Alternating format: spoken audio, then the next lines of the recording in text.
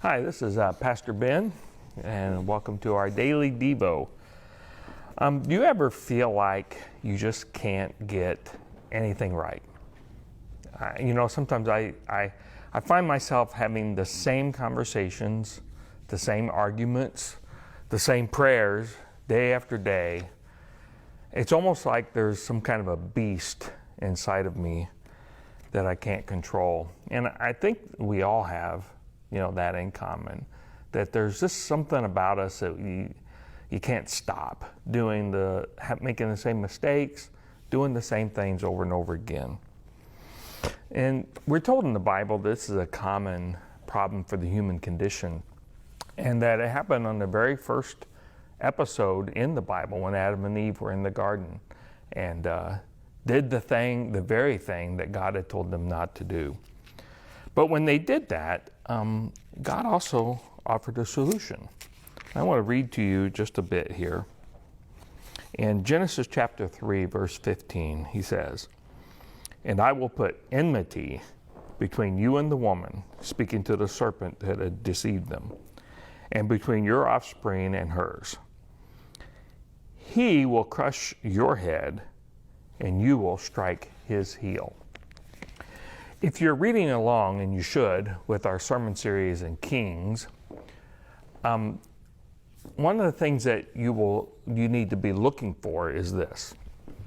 In the Bible, as each character is introduced to us, the biblical authors are inviting us to ask a question. And that question is this going to be the guy? Will this be the one who will crush the head of the serpent? Will this be the one who will finally defeat the beast inside of all of us? Will this be the guy who gets it right? And so we're introduced to these characters one after another. And for every one of them, somehow or another, the answer is always, no, he's not. He dies. Turn the page. New guy. And every one of them, in fact, in some way, shape, or form, will show us things, new things sometimes, where we just don't get it right, where they fail to live up to what God would have for them. But the promise still stood that God had made back in Genesis. At some point, someone would come along and defeat that serpent. Let me read for you something else from the book of Hebrews.